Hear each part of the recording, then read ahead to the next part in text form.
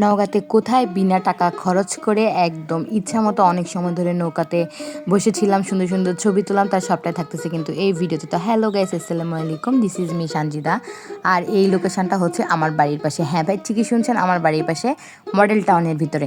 আমার বাসা যেহেতু মডেল টাউনের এখানেই, তো এখানে আমি যেদিন আসছি সেদিন দেখলাম যে একটা পুকুরের মধ্যে নৌকা বাঁধা আছে। তো সেদিনে আমি প্ল্যান করি যে এই নৌকাতে উঠবো।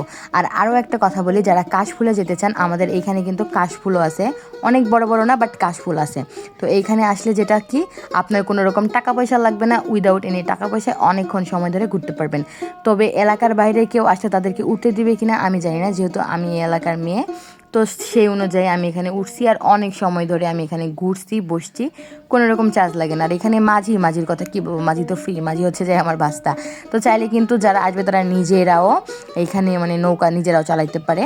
তো এইখানে আমি দেখার পরে আর নিজেকে সামলাইতে পারলাম না, এরপরে সুন্দর করে একটা শাড়ি পরছি, শাড়ি পরে রেডিও চলে আসে। আর আজকের ওয়েদারটা অনেক বেশি সুন্দর ছিল। এসে এই তো নৌকাতে উঠে পড়লাম। উঠে দেখেন এটা কিন্তু একটা পুকুর, ঠিক আছে। তো এই পুকুরের মালিক যে, তারই কিন্তু এই নৌকাটা রাখছে। তো আমাদের মডেল টাউন কিন্তু অনেক বেশি সুন্দর করতেছে। আর নওগাঁর মানুষ মোটামুটি জানে যে এখন কিন্তু প্রতি ঈদেই মডেল টাউনে সুন্দর একটা অনুষ্ঠানের আয়োজন করা হয়, বাচ্চাদের বিনোদনের জন্য কিন্তু একটা ব্যবস্থা করে রাখা হয়েছে। আর এটা কিন্তু একদম বাসস্ট্যান্ড থেকে মডেল টাউনের দিকে ঢুকতেই এই পুকুরটা পড়া, সেখানেই কিন্তু এই নৌকাটা।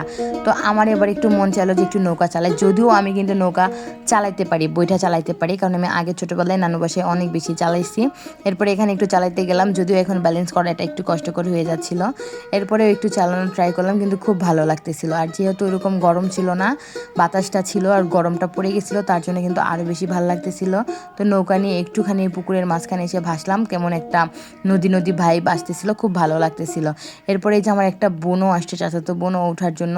তো ওরাও এখানে দাঁড়াইছিল, যেহেতু একসাথে ছোট নৌকা দুইজন ওঠা যাবে না, তো একজন একজন করে উঠতে হবে। তো এই ছিল আজকের এই ভিডিওটি। তো ভিডিওটা আপনাদের কেমন লাগলো